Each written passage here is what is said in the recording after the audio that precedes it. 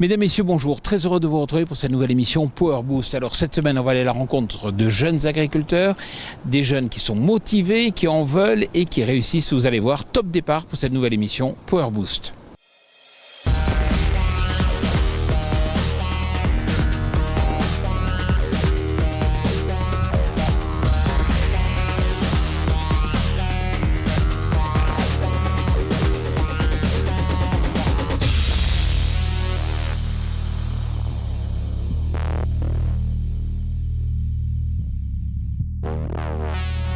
Salut à toi le Power Booster. Cette semaine, le programme est chargé. Nous nous rendrons dans un premier temps dans le Morbihan, magnifique département de Bretagne, où nous irons à la rencontre de l'ETA, le Négrate Carafré, en pleine récolte de maïs. Nous parlerons alimentation animale et ensilage. Puis, nous mettrons le cap sur les Bouches-du-Rhône afin de vous présenter le projet alimentaire territorial mis en place par Tristan Arlot, ses voisins agriculteurs, mais également les habitants du secteur.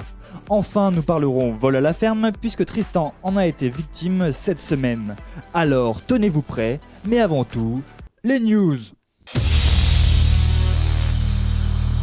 Et oui, c'est vrai, les salons agricoles nous manquent, mais Power Boost continue de vous présenter les nouveautés des constructeurs. Et cette semaine, c'était au tour de Claas de dévoiler ses dernières innovations. L'annonce majeure concerne le passage à la norme Stage 5 des Action 900, qui combine aussi désormais le système interactif d'assistance au conducteur CMOS avec le télégonflage CTIC disponible d'usine. Les modèles Action 900 et Action 900 TerraTrack Stage 5 embarquent sous le capot un moteur FPT Cursor 9 à 6 cylindres de 8,7 litres de cylindrée. Le post-traitement des gaz d'échappement s'effectue à l'aide d'un catalyseur SCRF avec injection d'AdBlue et surface de filtration et de réaction plus grande. Autre révélation importante, Claas a indiqué que sa gamme Torion s'étoffera cet automne avec l'arrivée de la première chargeuse à pneus à bras télescopique Claas Torion 738T Sinus. L'un des principaux atouts de ce matériel réside dans le bras télescopique central avec une hauteur du point d'articulation du godet à 4,96 m. La charge de basculement maximale en braquage complet est de 3800 kg. La fourche permet des travaux de chargement et d'empilage jusqu'à une hauteur de 4,80 m avec une portée maximale de 2,69 m. Enfin, pour la saison 2021, Claas actualise son bec Orbis pour les Jaguars. Le nouveau modèle Orbis 900 se distingue par sa largeur de transport limitée à 3 mètres et par sa nouvelle protection pour le transport rabattable automatiquement avec éclairage de signalisation intégré.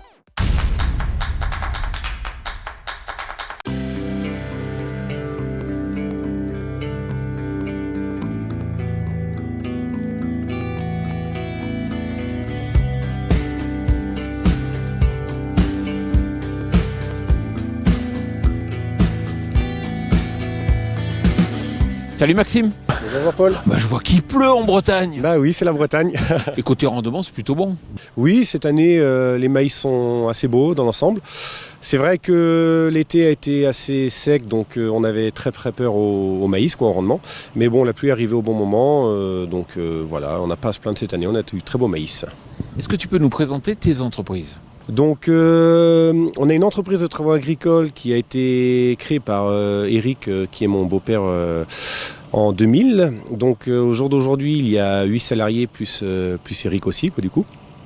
Et donc au jour d'aujourd'hui, on doit faire autour d'1,3 million à peu près de chiffre d'affaires. Donc l'entreprise a bien développé, a bien évolué. On fait tout en prestation de A à Z, du coup. Et autrement, ma compagne et ma belle-mère aussi ont en soi une exploitation laitière, du coup, qui fait à peu près 1 million de litres de lait, aussi. Donc voilà, on est assez diversifié, Maïs, animaux, mais justement, qu'est-ce que tu recherches comme alimentation pour donner à tes animaux ?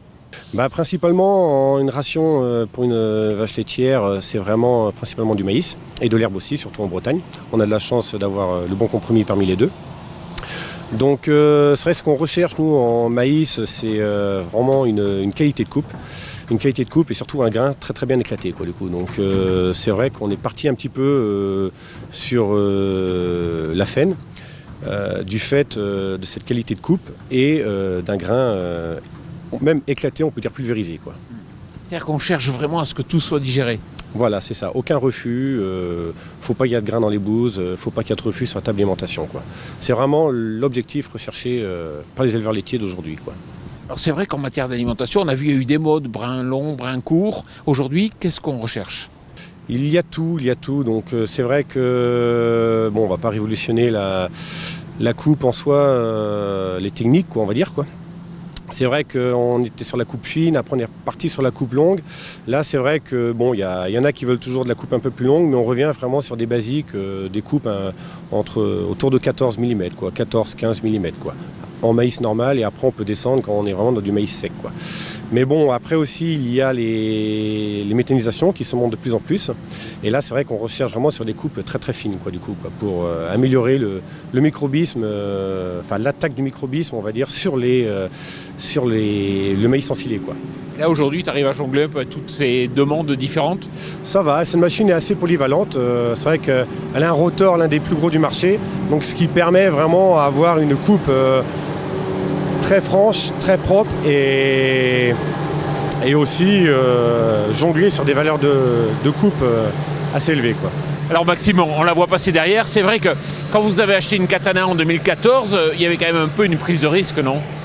Oui, c'est sûr. Après, c'est vrai qu'avant d'acheter cette machine-là, on s'est posé la question, est-ce vraiment le bon choix ou pas ? On a été voir le travail d'une Fenn qui avait été dans les Côtes d'Armor, qui avait été fait par un autre entrepreneur. Chez un client, on avait été voir et la qualité du travail nous avait vraiment impressionné. Du coup, on ne s'est pas posé la question. On a fait confiance aussi à notre base Fenn locale, quoi, du coup, qui en soi nous a vraiment mis en confiance et nous a fait de bonnes conditions aussi, on va dire, sur la machine, quoi. Machine garantie 5 ans, pièces et main d'œuvre, tout. Ça a été un plus aussi, quoi.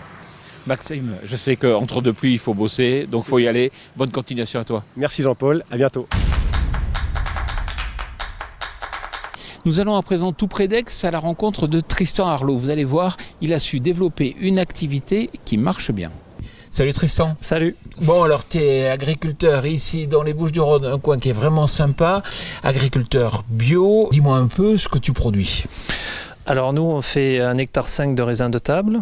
Et après, on fait 6 hectares de légumes en plein champ diversifiés. Mais ce n'est pas une grande diversification. On fait une vingtaine de produits. Et ensuite, on a un demi-hectare de serre froide qui nous permet d'avoir la précocité et aussi la tardivité dans la saison.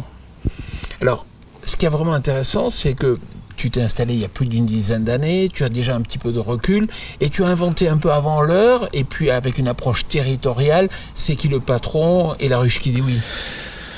Oui, en fait, ce qui s'est passé, c'est que en 2014, avec mon épouse et tous nos clients, on a réfléchi en fait à ce qu'on voulait mutuellement, ce que nous on était capable de faire et eux ils nous disaient exactement ce qu'ils voulaient en fait comme nourriture. Et c'est à ce moment-là où on s'est dit mais il faut créer des magasins de producteurs pour avoir une gamme plus large et surtout de la régularité parce que c'est pas possible de tout faire. C'est impossible de tout faire. Et donc à chaque fois qu'un producteur a été proposé soit par les clients, soit par nous-mêmes, on a acheté un lot de sa production, on l'a distribué à nos clients. Et si au niveau du prix et de la qualité ils étaient contents, on le faisait rentrer dans le magasin. C'est comme ça qu'au bout de 10 ans à peu près, notre magasin, il affiche complet à tous les sens du terme, quoi. Il y a beaucoup de clients, il y a beaucoup de producteurs. Et on est très content de ce modèle. Et ensuite, les clients, à l'époque, nous ont demandé aussi donc, de livrer la restauration scolaire, de livrer l'EHPAD et de faire des visites de ferme, de faire des initiations pour les enfants. Et donc tout ça, on l'a fait. Et à force de le faire, on s'est rendu compte qu'en fait, on avait un peu créé un petit projet alimentaire territorial sur notre commune. Et ça répond vraiment aux attentes des citoyens aujourd'hui, des consommateurs et plus largement des citoyens. Ce que l'on voit ici, c'est un magasin donc collectif. Aujourd'hui, vous êtes combien de producteurs et vous risquez d'être combien dans le futur ? Alors aujourd'hui, on est 22 producteurs, dont 8 qui assument, on va dire, 80% du chiffre d'affaires. Après, vous avez l'apiculteur, mais l'apiculteur, il en faut un, mais il ne représente pas énormément de chiffre d'affaires. Ensuite, là, comme c'est un modèle qui est reproductible, et qui fonctionne bien, on crée un deuxième magasin, un peu plus loin, là, à 5 km. Et si ça continue à bien marcher dans ce deuxième magasin, pourquoi pas un troisième, ou pourquoi pas aider d'autres agriculteurs à en monter un dans leur commune. Nous, on n'est pas là pour faire un monopole, pas du tout. On est là pour que l'agriculture locale se développe. Ce qui est vraiment intéressant, c'est que ce magasin ici, il est totalement éloigné. Il n'est pas juste à côté d'une route avec des touristes. Mais c'est ça. Nous, on a pris le pari de faire l'inverse. C'est-à-dire que on est parti sur un concept qui s'appelle les adresses confidentielles. C'est-à-dire on ne parle pas, on ne communique pas, et c'est que du bouche à oreille. Et ça marche super bien. Ça marche super bien dans la mesure où on accepte... aujourd'hui, on ne va pas au-delà de 200 familles. C'est-à-dire que les gens s'inscrivent, en fait. C'est un système associatif, un peu comme une AMAP, mais sans obligation, en fait. Et donc, on a un numerus clausus. Donc, aujourd'hui, c'est 200 familles. Voilà. Et on ne peut pas prendre plus parce qu'au-delà, à un moment, il faut qu'on plante plus, il faut nous le dire avant, et ça déséquilibre notre système. Et dans le futur, il y a encore possibilité de pousser les curseurs, de peut-être rajouter de nouvelles activités ? Alors, non seulement on va pousser les curseurs nous-mêmes, parce que comme ça marche, on a envie, forcément. Donc, au niveau des légumes, ce qu'on va faire, c'est qu'on va se partager les assolements et on va se partager les matériels qui sont très spécifiques, comme le matériel qui est attelé derrière mon tracteur. Ce sont des matériels spécifiques au maraîchage et qui permettent de gagner énormément de temps et de main-d'œuvre. Voilà, donc ça augmente notre rentabilité. En revanche, moi, je vais en avoir besoin 5 jours par an, ce qui est très peu. Et en revanche, mon collègue Antoine, qui est juste à côté, il va en avoir aussi, lui, besoin 5 jours par an. Et en échange, il me prêtera un autre matériel très spécifique aussi, et ainsi de suite, ce qui évite aussi de surinvestir. Dans l'émission Power Boost, on vous parle souvent des problèmes de vol qu'il peut y avoir dans les zones rurales. Alors malheureusement, Tristan Arlot en avait subi un juste le matin où on a été à sa rencontre, et il tient justement à adresser un message à Gérald Darmanin, le ministre de l'Intérieur. Mauvaise nouvelle, des gens sont rentrés aujourd'hui dans votre magasin de producteurs, et quelque part ça pose la question de la sécurité dans les lieux isolés. Exactement. Nous, ça fait, là c'est le 5e ou 6e agression qu'on subit en l'espace de 2-3 ans. Et on sent que dans le monde périurbain, rural, on est un peu abandonné par tout ce qui est force de sécurité. Ils travaillent derrière, mais on n'a pas la même sécurisation qu'en ville, ça c'est clair. Qu'est-ce que vous avez envie de dire au ministre Gérald Darmanin ? Alors, monsieur le ministre de l'Intérieur, on va proposer un logiciel qui va s'appeler Allo Agri. Ce sera un numéro vert où tous les agriculteurs pourront renseigner ce qui leur arrive sur leur territoire. Parce qu'on s'est rendu compte qu'en fait, le monde agricole est souvent subi énormément de petites agressions, que ce soit via des voisins, via un peu l'administration, des violences au quotidien en fait. Et ça permettrait de faire une remontée des données en temps réel afin de prévenir des cas plus graves comme moi ce qui m'est arrivé avec l'attaque qu'il y a eu dans ma ferme cet été là, où des gens sont rentrés dans mes serres et ont tout pulvérisé au glyphosate. Et ce qui m'a rendu malade par la suite. Alors il faut que vous précisiez que c'est la coordination rurale qui va proposer ce service. Exactement, en fait c'est avec mon porte-parole régional, on en a discuté et là on est en train de le mettre en place, le logiciel, et ça a été validé par le Conseil national de la coordination rurale qui s'est tenu le mois dernier.